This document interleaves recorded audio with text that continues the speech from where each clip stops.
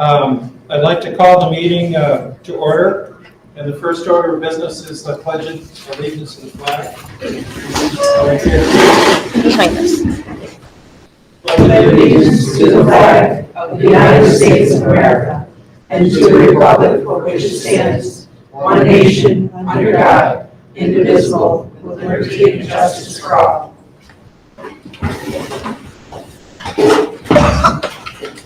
Our first order of business is to elect officers to the board for 1 year. The first one is moderator. That's me. So I need a motion. I move to elect Tom Spangenberg as moderator of the board. Second. Any other nominations? Hearing none, all those in favor say aye. Aye. Ayes have it. For clerk, Current clerk is Liz McKay. Liz McKay. She's there. She does. I need a nomination for Liz. I make a motion to nominate Liz McKay for clerk. Second Any other nominations? Hearing none, all those in favor say aye. Aye. And then I need a motion for treasurer. And last week that was from Custer, and she's going to do it again. So I need a motion. Make a motion. Nominate John Tucker. Any others? Done. Second. We're good. I need a motion to hear and act upon the reports of the school district officers. Yes?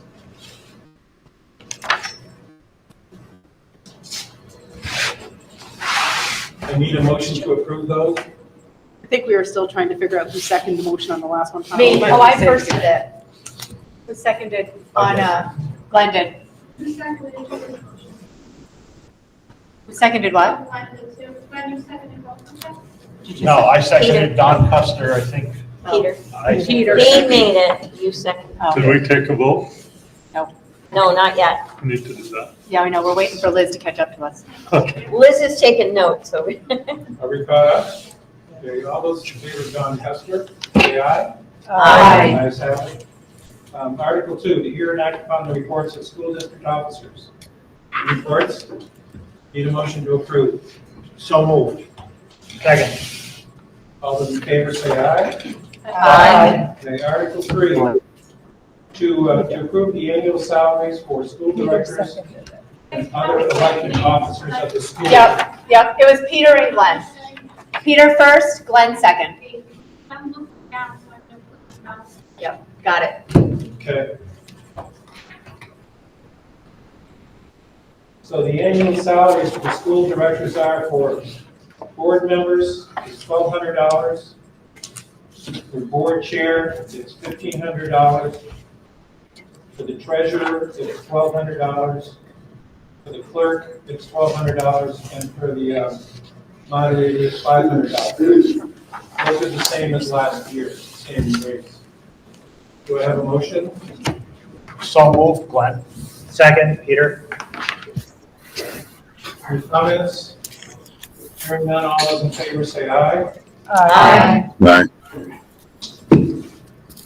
And, zooming right along, shall the voters of the school district authorize the board of school directors borrow money by issuance of bonds or notes in excess of anticipated revenues for the next fiscal year?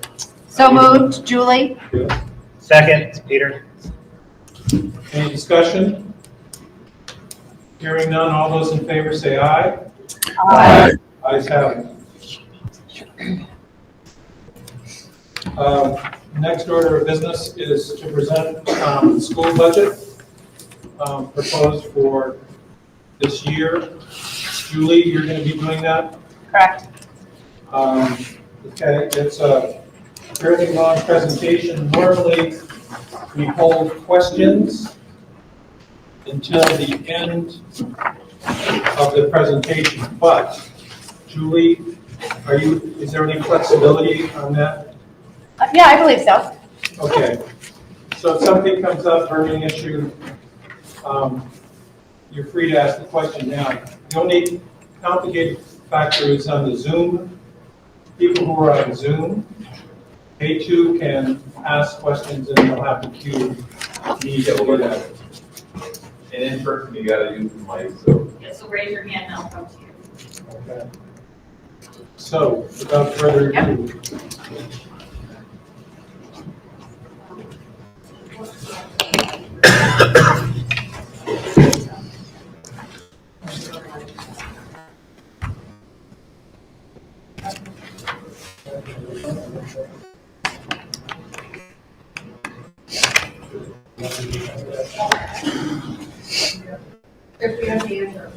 We need a dispensation for people who don't live in the district.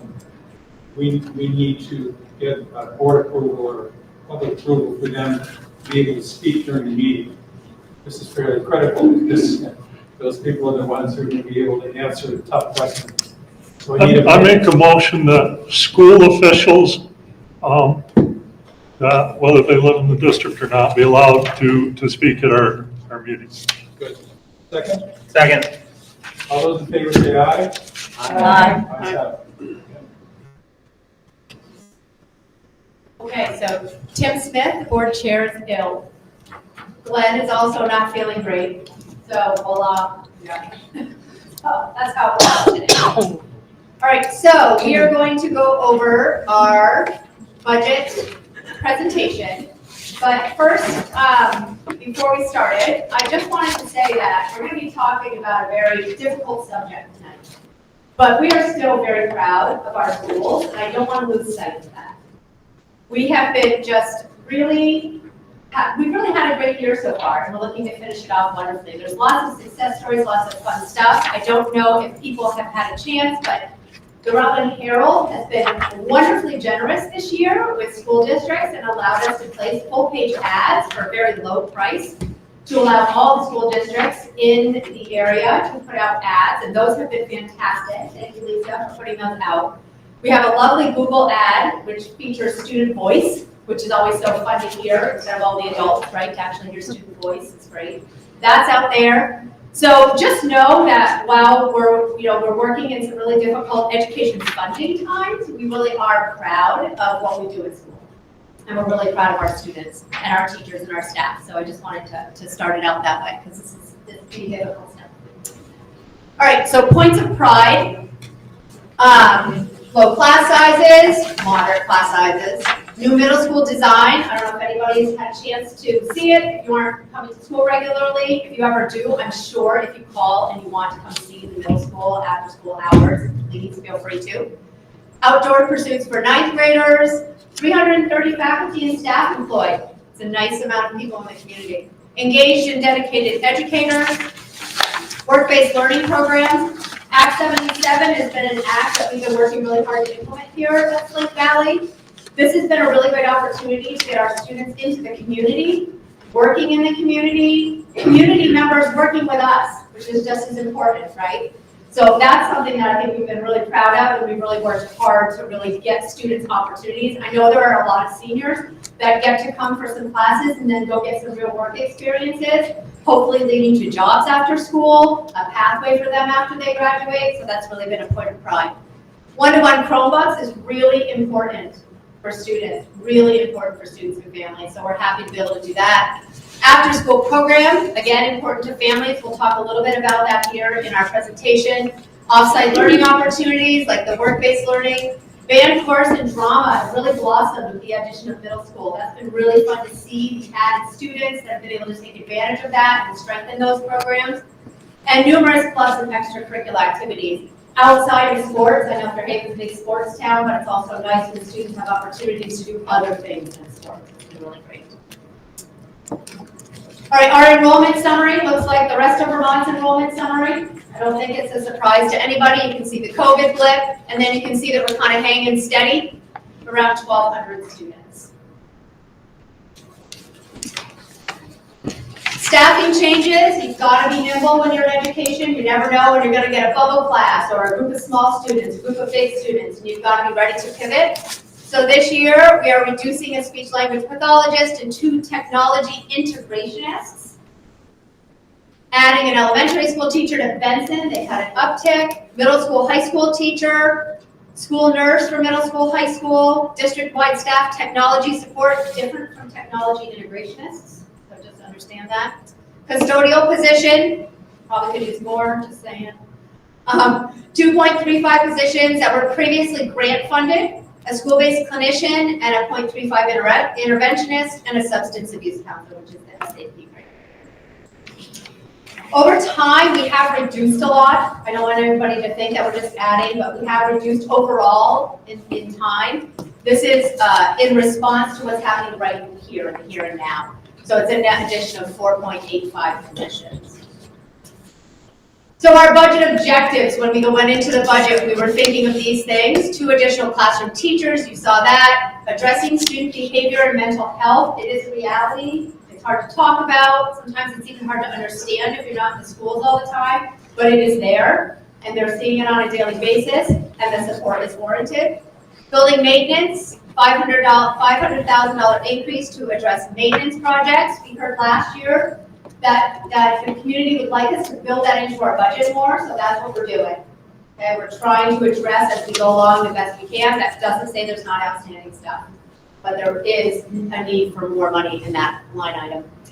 Funding for after-school and summer programs in collaboration with the Boys and Girls Club. I think we're pretty blessed for a rural area to be able to have the Boys and Girls Club come and support our students outside of the school day. It's been a wonderful opportunity for added tutoring, more time with students outside of the classroom that we see them turn around and reflected back in our classrooms. So yes, it is a budget increase, but we have really seen the data. We've talked about the data and seen the data that has really been a benefit to our students and our families. Access to opportunity for students, the outdoor ed, the work-based learning.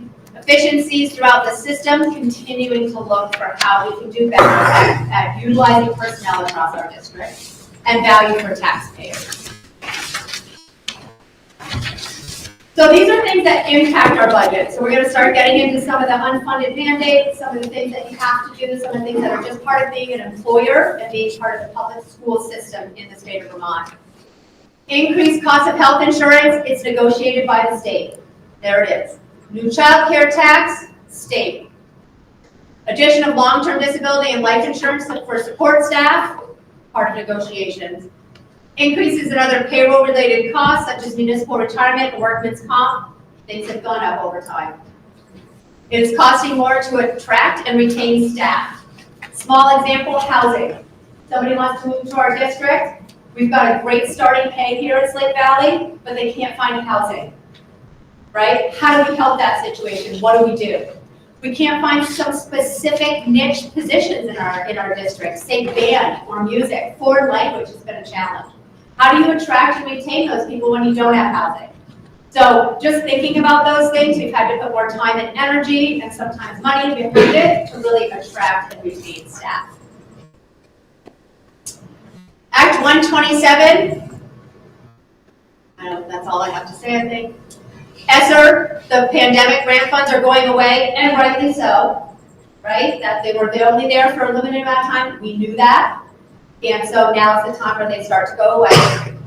Continued increase in percentage of students with mental health and behavioral needs. I think I've already addressed that, and you can see that in our staffing changes. Increase in poverty in our communities. We have gone up, down. We moved in the wrong direction with poverty in our communities. So. Increasing building maintenance needs across the district. So again, like I said, really looking at building maintenance and knowing that we need some things to do. Yes, there's more, but we're trying to do the best we can to chip away at it. Building maintenance specific. Did renovations to the Union Middle High School, 2 classroom spaces, updating locker rooms. The girls' locker room is no longer yellow. Just thought I'd put that out there. Been yellow since what, 50, 60? Updating mechanical systems that serve the gym was part of that. If anybody's ever owned an old house, like, I get to renovate, I want to rip down that wall. And then you find stuff that you didn't expect when you rip down that wall in that lovely old house. All right, and so locker rooms and middle school rooms, including the following: mechanical, plumbing, and electrical. So there's a lot of kind of in the walls, behind the scenes work happening, along with upgrading our kind of middle school space and using it more efficiently and really reducing the locker size to really be more commiserate, more, equitably. They just don't use it as much as we thought they did, right? So really making those spaces more usable. Yeah. I'd be happy to bring anybody after the meeting if they want to do a tour of those spaces, that'd be glad to bring. Yeah, they're really nice. See, if you grew up around here and you went to the high school, it's really interesting to visualize how it now looks, I have to say. So, thank you, Chris. As we continue to work in Slate Valley to maintain buildings and grounds, we have a 5 to 10 year plan. Like I've been saying, every time I said maintenance, yes, but there's still more. Site work for stormwater management, I believe that's also a state mandate that's come down about stormwater mitigation off of roofs. Plumbing upgrades, interior finishes, updating, heating and ventilation. Heating and ventilation really came to light too during COVID, right? A lot of talk about air exchange and how air travels through schools and keeping kids and teachers and faculty staff safe with the air. Updates in the alarm system related to fire code changes and upgrading to building electricity to improve efficiency. I don't think anybody's going to argue about that one either. The current estimates place the total cost of all of that at $18 million, and we added $500,000. Okay, so I'm just saying, we know there's more. We're transparent that there's more. There's going to be more talk about building maintenance. Okay, so this is the first article. So, shall the voters of the school district authorize the transfer general fund surplus balance in the amount of $500,000 to the capital improvements and repairs reserve fund? So this will be on the ballot. This obviously, as anybody knows who works with reserve funds, this allows us to have some funds if a boiler breaks or something happens within a school that needs immediate attention. So it gives us a teeny cushion to be able to deal with. So that's what the reserve fund is for. And we have used all of ours. We have nothing left in ours. From doing, the middle school renovations and really trying to keep up with upgrades, we have no reserve right now. So this would be our first kind of big one to start off. All right, so here we down to the nitty-gritty of the numbers. Our expenditure budget that we're proposing is $31,021,635. Last year's $28,056,400. You can see the percentage increase change. This takes you through the formula that calculates your per pupil spending. Your expenditures minus your revenues gives you your education spending divided by the new Act 127 long-term weighted ADM number. That puts us at an education spending of $11,384.63. Does anybody have any questions about the LTWADM? Yes. Yep.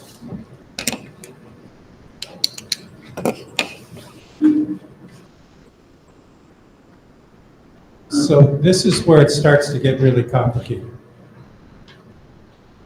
The old term was equalized students, and now this comes in giving more weight to disadvantaged districts and more students. So it increases somewhat artificially the number of students in your district. Is that correct? So I don't think I'd use those terms, Tom, artificially increase. I think it gives a true number of the amount of students in correlation with what it takes to educate them. And that's what it's all about. It's not about increasing an artificial number of students. It's about how much does it take to educate a rural, poor student in a district.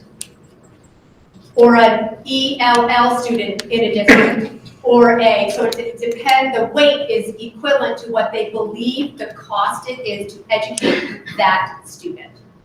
And the reason for this change is? Equity across the state, because they have seen that, okay, let's take Chittenden County. There's not rural disadvantaged students in Chittenden County. So how do you equalize or make more equal a student in Rutland County that lives in Orwell, out of the beaten path, right? Versus a student who can walk to school in Burlington. What's the difference? Why does one cost more than the other? And it's, UVM did a study, and the study's out there, that looked at all those types of students and decided it costs this much to educate this kind of student, this much to educate, and that's where the formula kind of pulled it all together. And that's all part of Act 127. That is Act 127, short of the monetary caps and all that that have gone away, et cetera, et cetera.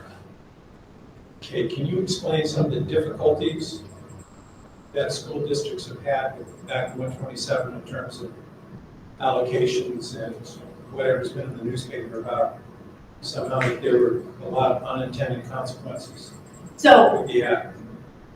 I can do my best, and then I will look to my people who know it better than me. Okay. In general, there was because of the ADM, we are an advantaged district per se, because we had more students that cost more to educate than, say, Mount Mansfield. Okay? So maybe there at long-term weighted ADM went down because they didn't have as many disadvantaged students, but ours went up. Okay? So to support that transition, the state had decided before they repealed it last week that they were going to help those districts not have such of a crash. When all of a sudden their number of pupils went down and you divide it by that high number, that of course gives them a higher number, right? Yep. So to cushion the crash, they built in this 5% cap for your percentage increase and your 10% from your actual equalized student amount. Those have gone away, just so you know. They passed H 850 last week. He signed it into law. Those no longer exist, and now there's a new support incentive of pennies on the tax rate to support that transition. So do you want me to go into like what they did to the 5 and 10%, even though it no longer exists? I'm just asking, because it no longer exists. Why doesn't it exist? Because they passed age 50 because people were taking advantage of the 5%. The cap is at 5%. If you went up over 5%, you were not responsible for that in your tax rate, but the state was still responsible for the money increase. So if I wanted to all of a sudden put $18 million of building and grounds funds in there and it put my percentage increase up to 10%, I'm only responsible for 5%, but the state still had to make up the rest of the money. So the state is going to have to raise more money then to do that, yes? That's what was happening before they did age 50 and asked school districts to go back and relook at their budgets. Timing is lovely, but it is what it is. I'm not sure I followed that last. So the H 850 that they just passed Yes. got rid of the 5%, no longer part of any law or anything, and asked the school districts to go back, look at their budgets, and rework them because they now will be responsible for increases minus a small percentage if they were not advantaged by the long-term weighting average. But I know we're not one of those. We didn't take advantage. So our money has not changed because we did not do that in our district. So the total money changed? Yeah, I think the total money will change, but we'll have to wait and see because now there could be school districts that don't vote on this on town meeting day. Right. So I think the total money change will happen, but it's all very much up in the air as to what it will actually be. Are you positive we won't be affected? No, Okay. I never said that. We did not take advantage of the 5% when it was there. No, we were the beneficiary. Correct, Yeah. but we will be affected because it's a statewide it's a statewide education fund, not we raise it in town education fund. So, I'm sorry to beat it dead. That's okay. But this stuff is so hard to follow. Absolutely. And I was on the board. Thinking about this stuff. Yep. And I'm inherently suspicious of things that are that complicated, but it could be that they have to change the total dollar amount that is within that, because you can relook at your budget and say, like we do, we've cut it to bare bones. There's no excess. Everybody's going to have a problem building in the state because everything was built in the 70s. Everybody's got that same kind of problem. Everybody else has to buy into the mandates the state is requiring for mental health and all the other kind of stuff. So most school budgets, are fairly. You don't see excessive budgets here. You don't see people building swimming pools or field houses. It's pretty basic fundamental stuff. So I'd be a little worried about what the state is eventually going to do in terms of how much money is available for this to correct an age-old problem. Because that equalized students thing's been around for 20 years. There is no reason to argue with you, Tom. You're right. This is all very much a waiting game right now to see what it looks like. So whether we pass our budget or not, we have no idea what's going to happen around the state with other budgets and how much money the education fund is going to ultimately need to satisfy all the budgets passed in the state. Okay. Yeah. So Cheryl has something to say. Wait for the So- microphone. Cheryl, wait for the microphone, please. So we've always had weighted pupils. So since Act 16, we've had weighted pupils. And if the pupils were weighted differently, and those pupil weights resulted in weighted pupils that were closer to our enrollment. So it wasn't as noticeable, for lack of a better word. With Act 127, the big point of Act 127, which I think has gotten a little bit lost in the implementation of Act 127, was the point of it was to change those pupil weights. And so what you're seeing here is the result of Act 127, the change in pupil weights. And the result was that the pupil weights for Slate Valley are significantly more, which is good. That's a benefit. The controversy in Act 127 was the transition for districts who either had a small increase or had a decrease in their weighted pupils. So the big issue on Act 127 has been the transition to the weights, but the weights have been a great benefit for this district. So I just wanted to clarify, we've always had weights, but the weights are different, and the weights now are greater. The resulting weight for Slate Valley is greater. So I just wanted to make sure. Cheryl can correct me if I'm wrong, and I don't need the microphone, but we didn't take advantage of 127 the way some schools did. And the schools that really took advantage of 127 with this new law, they're in a position of, we're in trouble. We've got to move back our voting. And they've had to move back their voting, and the new law is allowing them to do that. But we're in good shape in terms of not having taken too much advantage of that. So we're just keeping our voting on March 5th. Is that fair to say? So it is kind of dramatic to look at the red writing with the yellow highlight down there. This is based on the most current information that we have. Nobody says it won't change tomorrow, okay? But this is the most one that we have. That the state average is expected to be $22,953 per student, okay? So think about that. We're spending $31 million with an $11,384 per student price, okay?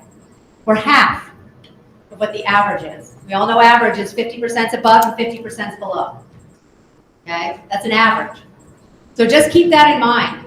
You know, we, like Kurt said, and I believe Tom said too, we're not just doing what we can to try to pad anything. We're educating our students for what we believe they need to be educated. And I'm hoping other schools will help bring that down by doing that as well. So any other questions about that before I move on? Yep.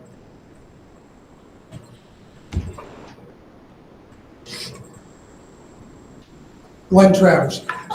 The question when I read Act 850, that my name was supposed to fix it, I was a little concerned when I heard the read the part about Governor Scott making a statement there that almost led me to believe, vote down your school budget because that's the way to send a message to the legislature that it's a broken education funding system and it needs to be fixed. I just was wondering what your comments are. My personal comments are that doesn't make any sense because you're hurting our students in the immediate to have an effect for the future that's not really having an effect because we have to revote our budget. We still have to educate our students. We still need a new budget by July 1st. So voting our budget down does not solve that problem. The problem is definitely to get educated about our education funding system in the state of Vermont, in my opinion, and then to reach out to your legislators and your senators and your legislators, everybody, to just let them know. But I don't think anybody thinks this is a great system. It's finding the solution, I think, that's going to take time. It's really, it's finding the solution that's going to take time. And they've got to do it, they've got to look at their systems, they've got to look at what they've got, and it's going to take time. But voting down your 2024, 2025 school budget is not going to solve it. So, do our legislatures have anything? I don't know if you guys have anything about Act 850 at all, H 850 at all about that. Yep, Lisa's coming with the thing. Yep. Yeah, good evening. Dave Reeves, one of your state senators. I wanted to address the issue. What the governor was alluding to was that he's hoping that the school districts with the huge budget increases get voted down. Not a budget that's proposed here in State Valley, for example, but districts that really went for a money grab. That was his comment. And then I just wanted to kind of quantify statewide the education budget increase with all the warned budgets, which is the proposed budgets warned out to the citizens for voting on town meeting week. The overall state budget, education budget increase was $243 million. Okay, that's an enormous increase over previous year-to-year increases. And what we're not taking into account, we also had a task force for school construction, and that bill came out to like $6.2 billion for the state, spread over 15 to 20 years. But we're talking big numbers. And the reality in the state is this budget which is being compiled now, the next fiscal year, has got to be somewhere near flat because we don't have growth. And our expenses keep going up. So that's the quandary, that's the challenge back and forth.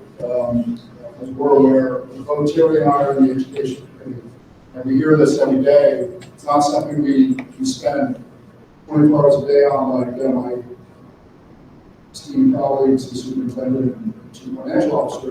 But there's something that's got to move. We can't just keep increasing budgets year after year, expecting taxpayers to absorb. So that's the fundamental problem. That helps a lot.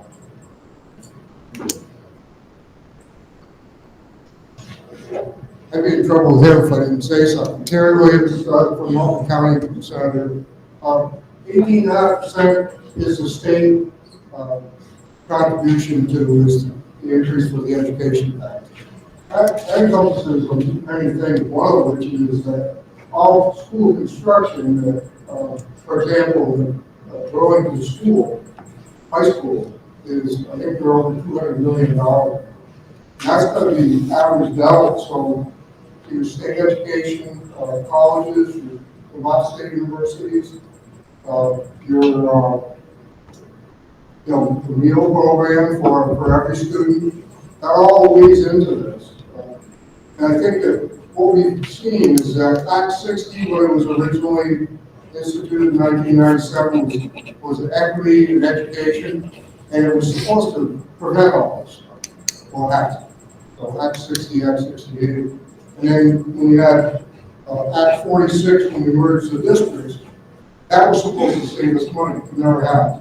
The biggest contributor to all this is inflation. That's something that none of us have any control over. So there are a lot of contributing factors. I think from what I heard tonight, Fairhaven, your union is in good shape. And from even one from Pulteney, I know I just barely got our town report. You know, we're almost $19,000, $16,000 per student. So, you know, when the population drops off, that affects the school and the price per student. So I wish I could tell you that I have good news for you tonight, but I don't think it's going to get any better because I asked the question of our joint fiscal office the other day, is any of this taken into consideration the piece of beef? It has not. So, you know, we barely got, we haven't got all of the schools tested yet. So that's going to have to, it's probably going to take a major muscle movement to get a different funding system. And I'm not sure who the smart guy in the is going to take for that. Yeah. So but Paul Stone from Orwell. It strikes me that the voters are going to see an increase in the total budget from 28 million to 31 million and say that 10% increase is too much to vote against it. And I'm impressed by the cost per pupil being half what the state is. And I commend all of the people who are involved in putting the budget together to keep it that way. I don't think there's been much education of voters as to what the board and the superintendent and other people have done to keep the budget down. And the fact that it's almost level funded on a per pupil basis from last year is, I haven't seen anything in the newspapers, the Addison Independent or the Rutland Herald. Maybe it's been there, but I haven't seen it. And there haven't been any mailings from the district that I'm aware of. So it's almost too late to get it out because we vote next Tuesday. There's a mailing on its way, I believe. It'll be here, it'll be there before the vote. There's a mailing that will be here before the vote. So you should get one before the vote. There's another question.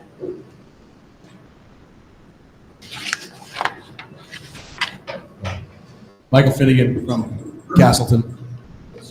Here in the front. Question I have for our legislator senators. You alluded to Act 46 consolidation.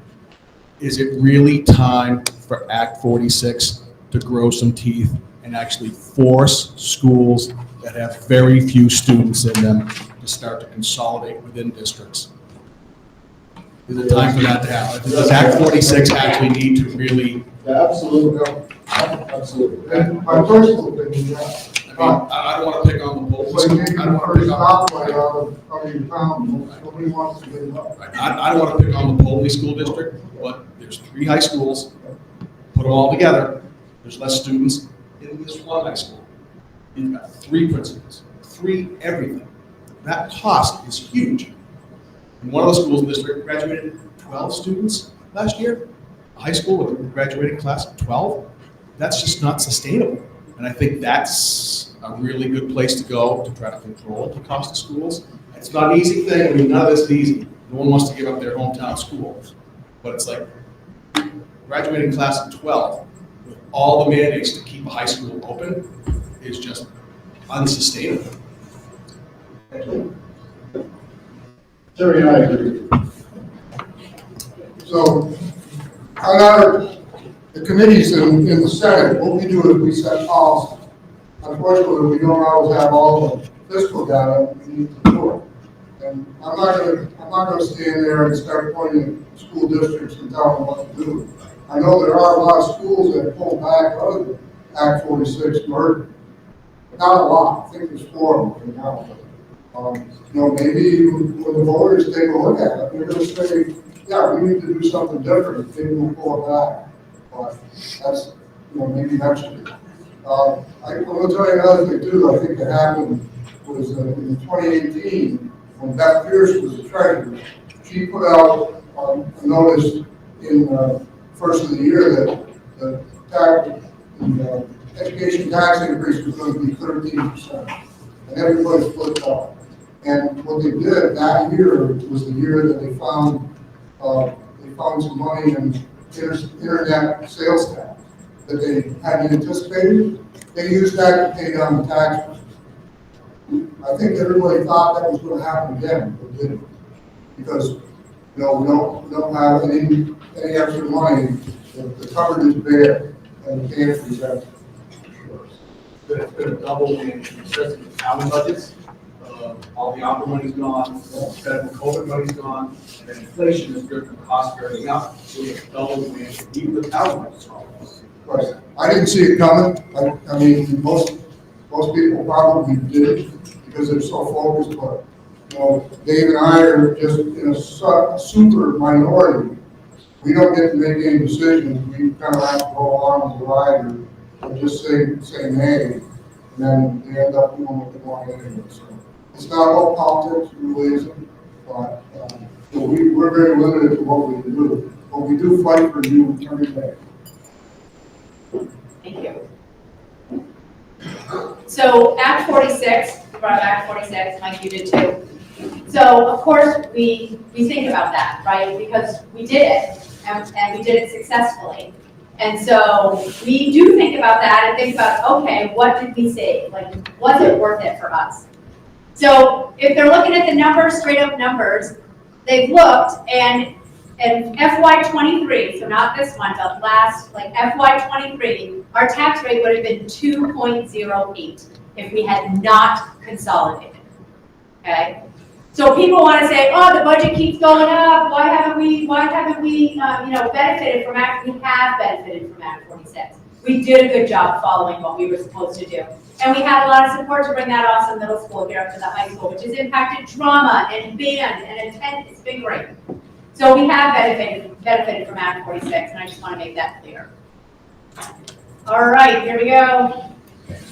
Education spending. So last year at this time, so we're proposing $11,384.63. It was last year $11,298.29. So it is a change of $86.34 on a $31 million budget. So yes, so not very much. Again, there's the state average, but it does show you that we have really held salt with our per pupil spending. So here we are. We're looking at comparisons in the area so that people can kind of see where we fit in all this. So you can see where we are in our per pupil spending. Okay, we're right there, almost to the bottom at this point. Corey Valley is who? Corey Valley is Proctor, West Rutland. Oh, okay. And Bolton. Okay, right, Corey Valley. Yep. So we are the 16th lowest in the state, right? So again, that average this coming year is 22,000. You can see where we fall on that continuum. Okay, so this is a comparison. So if you look at equalized pupils on the top, that's the old number, the 1,285 and 6.69. It was equalized pupil. That's how we used to do it. The state took that number and put it into the new formula so we could compare apples to apples. That's how they knew if we went above the 10%, which used to be, or the fact that they used that. So you can see that last year it would have been 2,060, and we went up to 2,355. So there is an increase in our per pupil, in our average pupils. Our weighted pupils, thank you. Yep, our weighted pupils. So you can tell we benefited from it. Okay, again, super preliminary. Super preliminary. The yield, which is that $9,769, actually gets set at the end of the legislative year. So every year when we do this, that is an estimate. We never have the actual number, okay? This year, we even more so don't have the actual number. So we're going with the most current number that the state has given us to give you an idea of what this could look like, okay? So you have your long-term weighted average of students divided by your property yield, gives you your estimated equalized tax rate of 1.1654. So that is the tax rate that we send to all the towns before the CLA is applied. Okay, so every single town starts off with an even playing field for the tax rate for the school district. That's the benefit of Act 46 right there. Okay, so we do not know if 9,769 is the number. If that goes down, or if that goes up, that will dramatically change the tax rate. Any questions on that? Because I know that's a little confusing. We actually think this is the worst case. Oh, okay. We think the yield's gonna get better. Okay, so that's good to know. So the experience in the room has said that they think this is the worst case scenario. Right? So that's okay. So if the yield goes up, then our tax rate goes down. Because we're dividing by a bigger number. Third grade teacher taught me that. Dividing by a bigger number, okay? So that's kind of where that stands. Yes, way over there.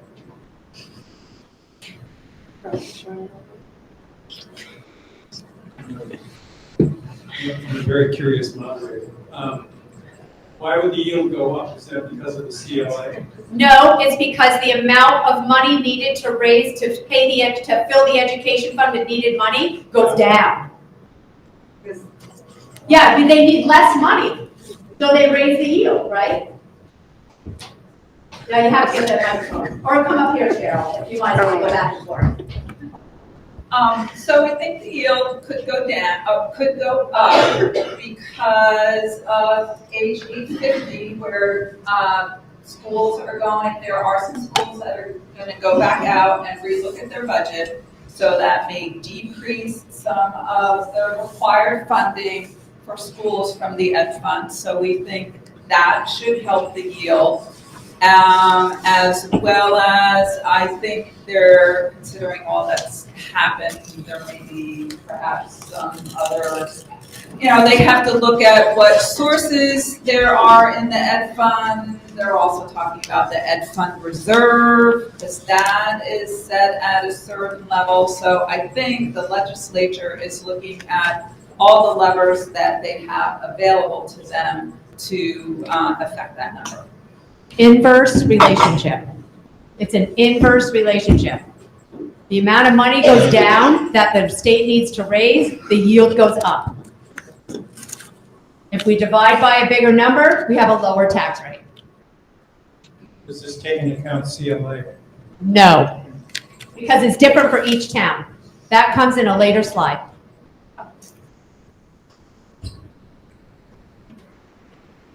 All right. So the equalized tax rate, 1.16. Last year's, no. Yeah, that was last year's. Last year's was 1.17.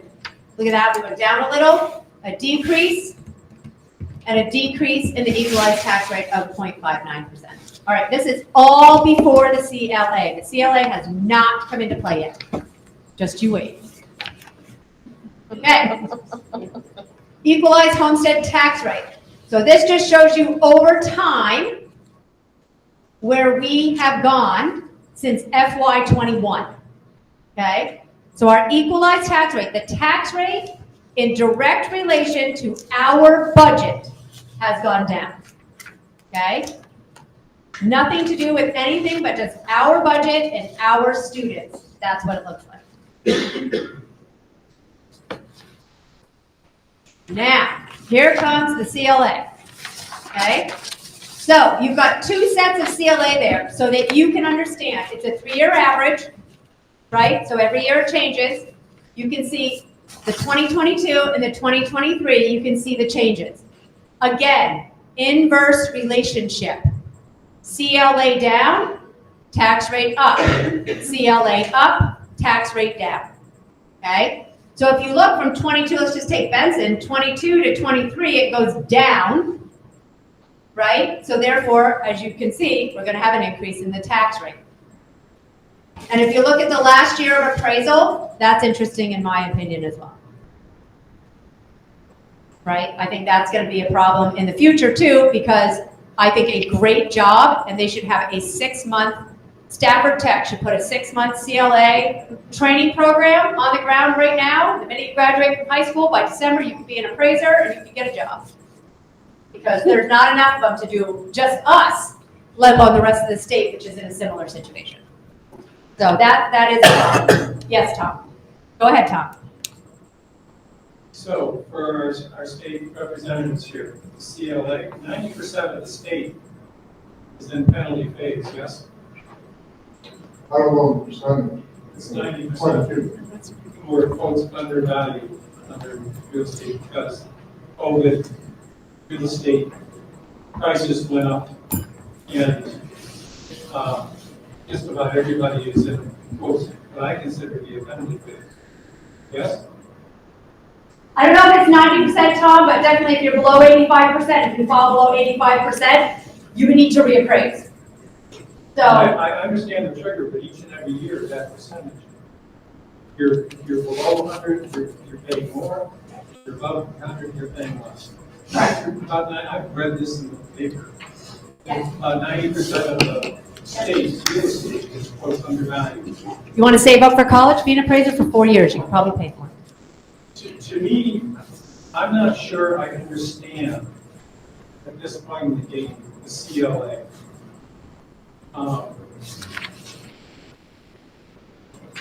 That allows the state to raise more revenue.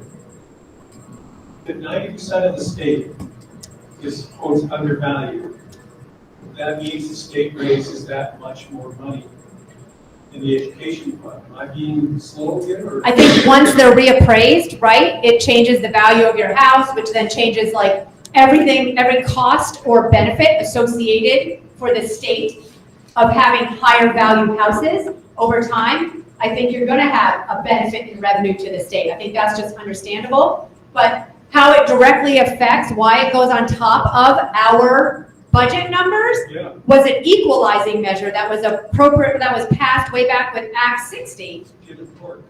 Well, I think we're in a little bit of a quandary as to whether it works or not.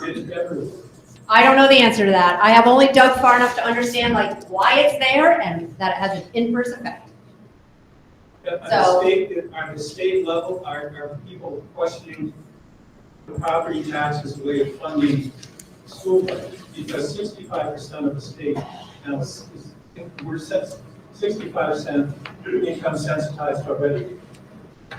I don't understand why you just don't do it on the basis of income. The CLA thing has driven me crazy for time out of mind. Well, I'm not in the finance business, so I don't know, but I have heard that they're talking about statewide reappraisal. Everybody. The problem is, well, a lot of problems, we don't have enough people to do it. Plus the state does. And I think a lot of the problems we've had is when people came here during COVID, they paid twice for the value, the appraised value of the property. Understood. In the meantime, my recommendation is why don't we tax them on what they paid for the property, and leave the rest of us alone until we figure it out. So, and I'm a taxpayer too, but this is way above my pay grade. Yeah, it's a quandary, no doubt. All right, so there are the numbers for the CLA. So then you can kind of see here that the CLA, it just talks about the inverse effect of the CLA, and you can see from 2015 to 2025 that the CLA has kind of meandered its way down. So this just got lower and lower, which is then affect our tax rate. All right, so if we take our 1.1654 that we propose to put forward as the education tax rate based on our budget, and then you apply the CLA, you can see what happens to the tax rate. And To Mr. Stone's point in the audience, there has not been enough education to understand what our education tax rate consists of when people see that number come across their tax bill. And that is definitely a disconnect that has happened, and it has become bigger this year because of the dramatic difference that the CLA has on our equalized tax rate that we put forward. So, not pretty, but that's where it stands right now. The only thing that would change that is if the yield goes up, our tax rate goes down, then it will feel a little better. That's the only kind of change that can happen. The CLA is set. The CLA will not change. Any questions on that? Yeah. I just want to make one comment. Part of Act 127 is a new requirement that every community must reappraise every 6 years, which will help where we don't land in this predicament again, with towns being 12, 15 years out on an appraisal and leading to these big decreases. But as we said, I don't know who's going to do the work, but that's part of Act 127 is to try to equalize that. And let's be honest, I mean, I'm not saying that COVID didn't affect our home prices, but we've been working on this problem since 2009, if you look up there. So yes, we want to blame the CLA, right? But the CLA has been a problem for a while. It's not this, oh my gosh, moment. All right, so estimated homestead tax rates in comparison kind of shows you where we're at. Some big changes. Again, the only thing that would change it is an increase in the yield to lower our tax rate that we give you from the school district to apply to that CLA. The CLA is set. This talks about what Tom brought up, the income sensitivity in the state of Vermont. Kind of tells you by town who receives, like percentage of people who pay by that and receive an education tax credit. The difference is right there for you. The anticipated is 2.23. Last year was 2.06. Okay. Okay, here's what you will see when you go to the polls on March 5th. It is, shall the voters of the school district approve the school board to expend $31,021,635, which is the amount the school board has determined to be necessary for the ensuing fiscal year.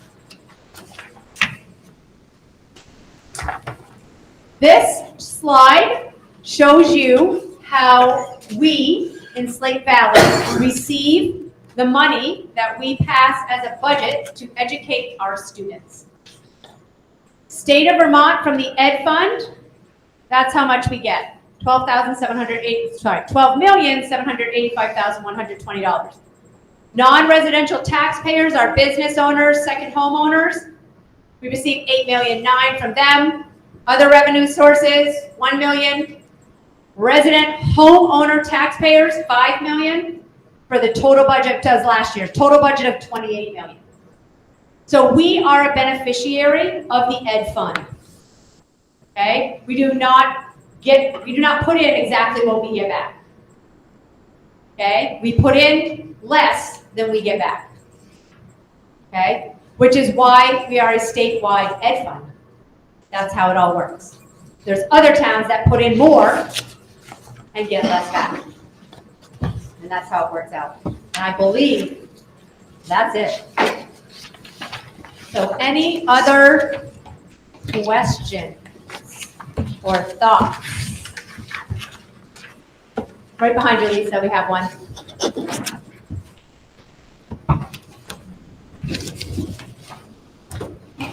Nick Thornblade, I just want to comment that before I got here tonight, I was concerned in ways that I'm no longer concerned. I have confidence in the group and process that I didn't know I could have had before. I'm just so sorry that so few people here to be educated, look at the per pupil costs, even as low as they are, it should express in some kind of way that you guys are doing a good job. So thank you. Thank you. But I don't know what we can do about everybody else not being here. They're gonna vote no just because they see numbers that they don't understand.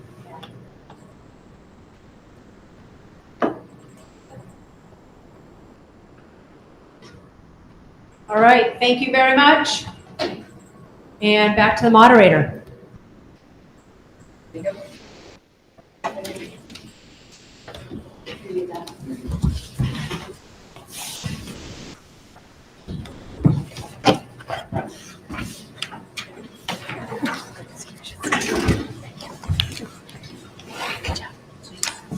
Okay, the last thing we do tonight is to transact any other business that may come before the meeting. Does anybody have any other issues?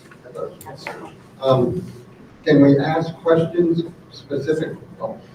Bob Crowley from Bombazine. Can we ask specific questions about the budget at this time? Yes. Okay, all right.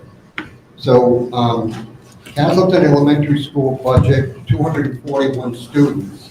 And I've seen that it's gone up $500,000. Can somebody speak to that?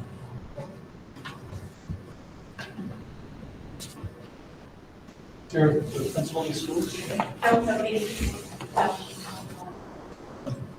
So can I ask where you're getting those numbers? Yeah, I got it right from the budget that came off of the website of the Slate Union Valley. Is there a Fine. number associated with that account? Because we don't categorize things by specific school like that. So I would have to understand.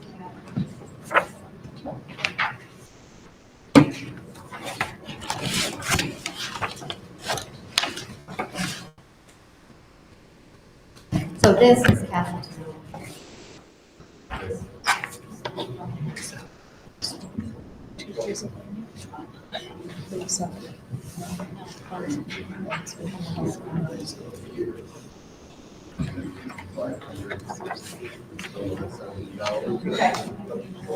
So the village, so the elementary school, yeah, you got that? Yeah. So that's what he's looking at. Yeah, I mean,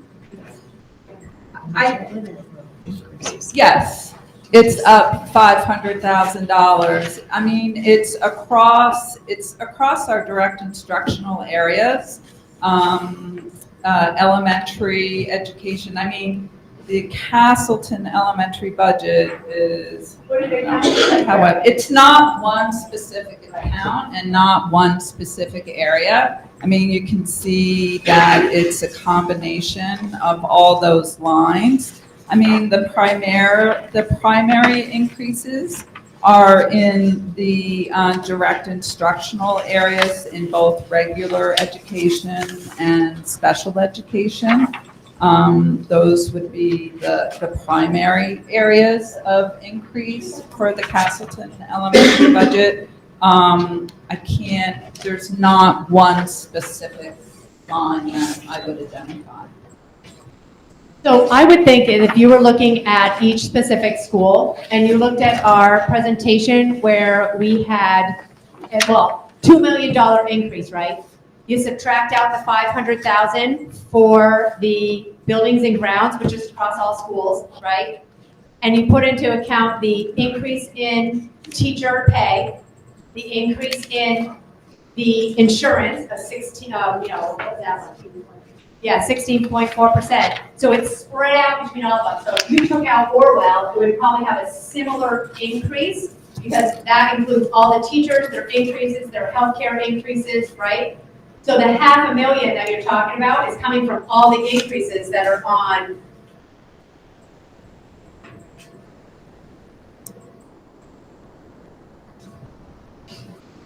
Right there.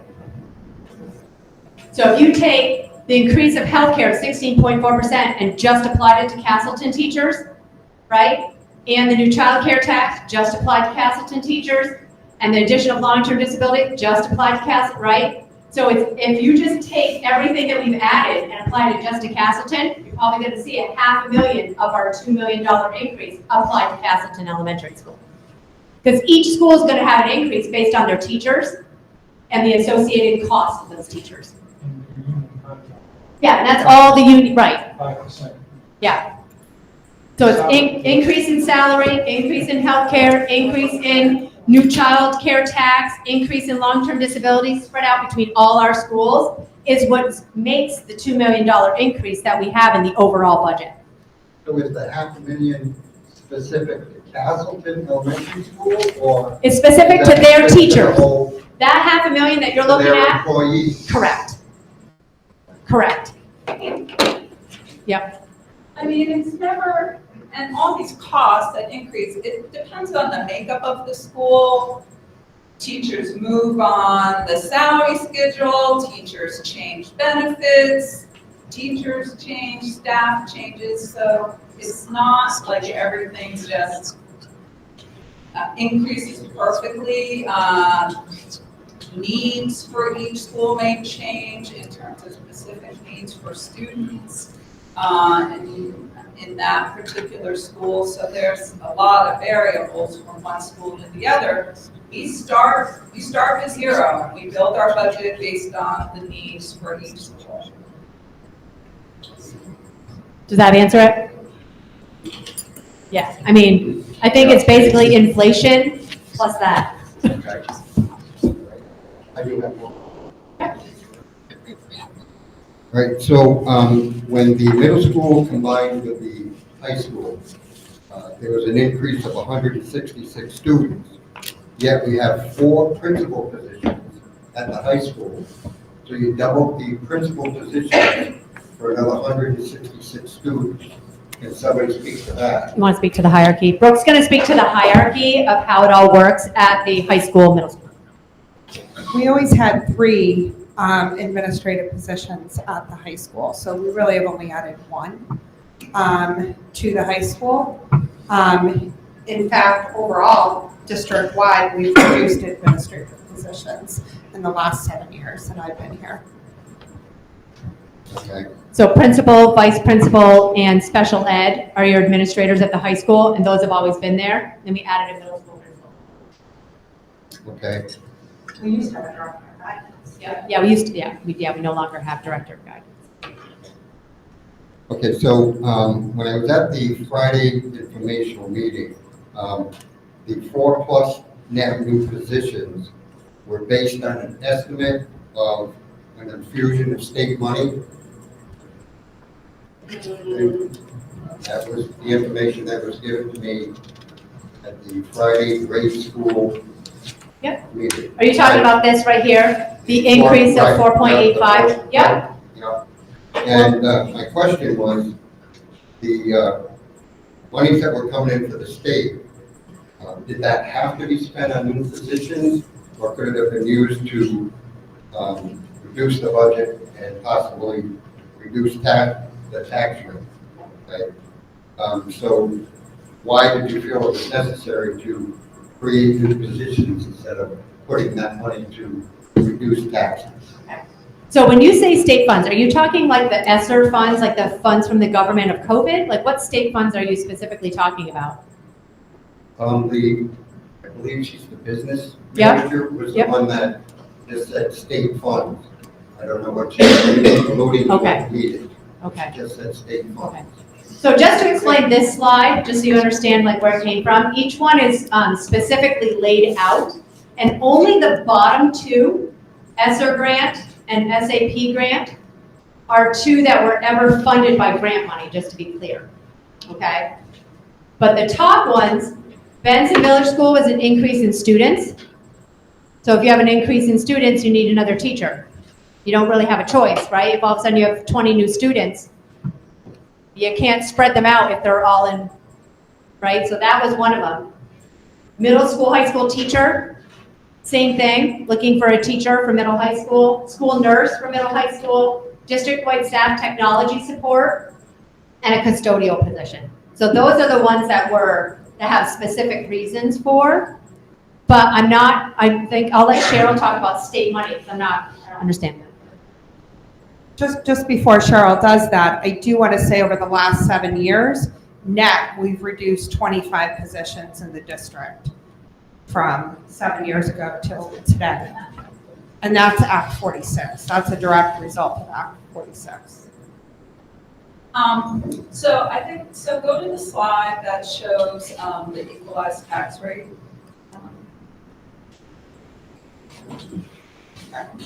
So here. Yeah, That one? Okay. Well, that's like. This is how Slate Valley is benefiting from Act 127. It's right here. We increased our budget $2.9 million, the expenditure budget. The resulting equalized tax rate is just about the same.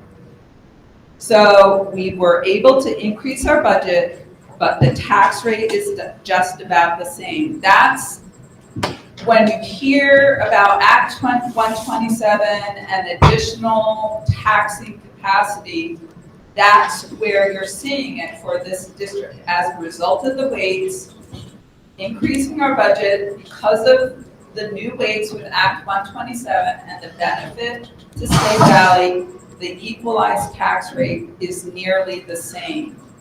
So I think that's what you were referring to. I'm hoping that I'm addressing the question. So the tax rate, despite increasing our expenditure budget, the tax rate here is going to be just about the same. And the purpose of Act, the other point, the idea of Act 127 was for districts like Slate Valley who increased their pupil weights. We have that slide, right? We showed where we went. You know, our pupils used to be, equalized pupils used to be pretty similar to our enrollment. We didn't have a lot of weights. Holy cow, look at the amount of weights we have now. I mean, that tells you something about the makeup that we have here in Slate Valley in terms of the population that we're working with. So yeah, we have more weights, and that provides the opportunities here that we've incorporated into the budget. And that was the purpose of Act 127, for us to do that. And we did that still conservatively. The purpose is not to give it back to taxpayers. I mean, it's a slight decrease, and that does go back to tax rate. The other slide, there's another slide further down, you can see the effect of the budget on the tax rate is a slight decrease, $8. Yeah, it's that one, $8 and some odd cents. All right, This one? No, there. For $100,000 home, right? Gotcha. The equalized tax rate has the effect of a slight decrease. If the yield goes up, that will increase. That decrease will increase. Sorry to go on. In terms of grants, there were schools that used the COVID money, the ESSER grant, which is the COVID money. They used that to fund a whole bunch of new positions. We were, and I say we, it was before I was on the board, but we were careful to not do that. But there was one position that we had done that with that we felt was necessary to keep. So that's one of the additions, and that was one of the ones at the bottom of that slide. But Julie? Yeah. Here, I just want to clarify, and if I'm wrong, let me know, but the additional weighted money that we're getting for our students is supposed to go directly into programming to support those students. It does not, we are not allowed to use it to fix boilers or reduce tax rates for maintenance and repairs or to help, offset the increase in health insurance costs. That money that we're receiving for those students has to directly support the education of those students. Okay, so it is mandated by the state. Is that correct? No, it's actually not. No, because it's taxing, because it's capacity for money, right? It's because our number of students is now went from the old one of 1,285.69 to a 2,000 or a 2,300, that increases our tax capacity, which allows us to keep our equalized pupil amount at that 11,000. I don't even know where that went anymore. The 11,000 one. Right there. It allows us to keep it there. That's why it didn't go up so much. Even though our pupils seem to almost like have doubled from 1,200 to 2,300, right? It seems like we've almost doubled our amount of pupils in our school, but it's a weight. And it allows us to keep that only going up $86.34. The point of that is to educate those students that are weighted heavier. That's the whole point of the law. So that we have more ability, more money to educate the students that need the education. That was the point of the weighting. It wasn't to give it back. It wasn't to increase the weight of a rural student and then turn around and pay the taxpayer back and still keep educating that pupil the same. The point is to put more money into the pupil, not give it back to the taxpayer. Right, so my question is, with the money that the state is sending us has to be used for student services. Yes. It cannot be used Yes. to reduce taxes. Exactly. Okay, that was my question. Yes, that is exactly right. Yep. And then the last question today is, it's just pretty disturbing to me that we are now putting monies, and I don't know how much, okay, into, I don't know, for hiring therapists, counselors, what we're doing. But I know that my tax dollars go to the State Department of Mental Health. Okay, we support that, and yet I see we have to start paying for student discipline and mental health services. You're exactly right. Is that state mandated? So it's not state mandated, in my opinion. What it is when that student comes and sits in a chair in front of a teacher, if we don't take care of the whole student, we can't educate them. And since the services outside of the school are not available to support that student, who's going to do it? So we, the taxpayers of this union district, have to take on the parental responsibilities. Yep. Absolutely. Yep. I'm going to give it to the special educator back here. You are right. So I just wanted to mention that there are entitlements for services that have to be provided through the law for some groups of students. But what we are finding is that more and more students that are coming to school are coming to school with a greater level of need, as indicated in the news that we've seen. So kids that are less prepared for entering kindergarten or not had maybe rich early childhood experiences that are coming with greater challenges and fewer sort of student readiness skills. So do we have to address those needs? Absolutely, because if we don't address those needs, they're not available for learning. Schools are the only places where students have entitlements to services. Within our state and local mental health agencies, if the rosters are full, if people don't show for 3 appointments, they can get dropped. Seemingly they no longer have a need because they didn't show up, right? Guess what? Our kids have near perfect attendance. Okay, they're at our door every day expressing their needs. We don't have waiting lists that we can create because we don't have enough personnel to need. We're obligated because of the student entitlements to ensure that if the other agencies don't have the services to provide, that we actually have to provide them. So there are entitlements, not that we just hold them.